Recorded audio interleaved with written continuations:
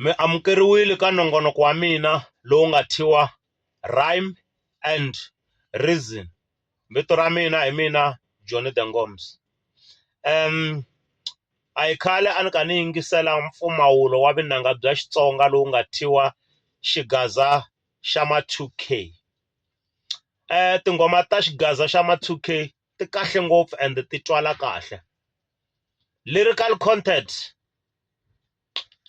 va mixa hip hop na rhythm ya Xitsonga leswi swi nga kahle, kambe ka hip hop va endla mpfanganyiso kumbe ku nyunyetela genre ya rhyming, but va fika va tsandzeka hi xixa hi one.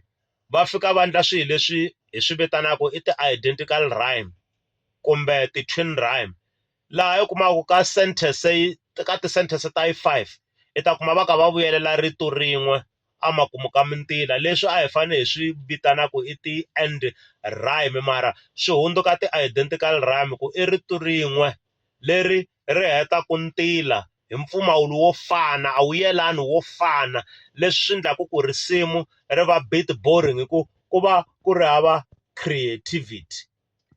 Loko mintila mimbirhi yo rhayima ka Xigaza xa ma 2K, ntila wa vunharhu a wa ha rhayimi, wu vhe wu endla leswi hi swi vitanaka ku i free verse flow, leswi swi endlaka leswaku ti-lyrics ti nga twali kahle etindleveni ta muyingiseri.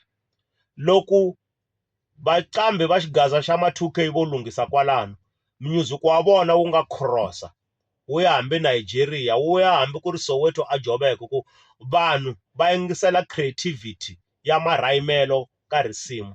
Se ni yingisele to tala tinghoma ta Xigaza xa ma 2K, a ti rhayimi paragraph, a hi nge paragraph yi na mintila ya 5, majaha lama ma nge swi koti ku rhayimisa mintila liya ya 5, yi rhayima hinkwayo naswona yi rhayima hi ti-near rhyme na ti-inner rhyme, a va nge swi koti.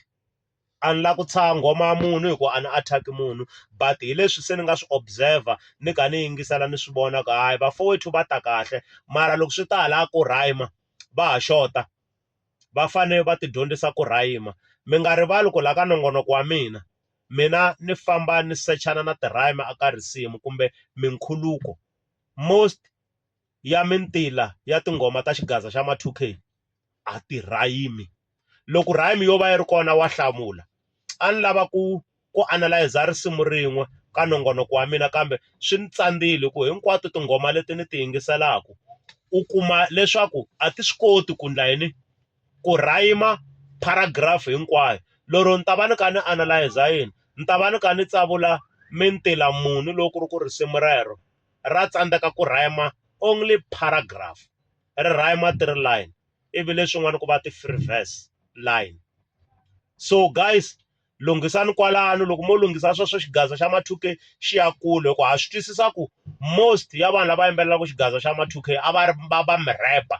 Se swi vulaka na le ka tinsimu ta n'wina ta rap kusuka kwale ndzhaku ni twi nga kumbe ku construct-a mintila ya rhyme a swi mi tsandza. Ni swi vona sweswi ka track leti mi ti baku ku mi rhayima ntila wun'we mi tirha mimbirhi ivi mi khulukela tlhelo, mi khuluka mi tirha mimbirhi se mi tirhisa ti-free verse, ende swi endla ku risimu ri nga nandzihi ngopfu. Loko mo lunghisa kwalano Xigaza xa ma 2K xi ya kule. Inkomu.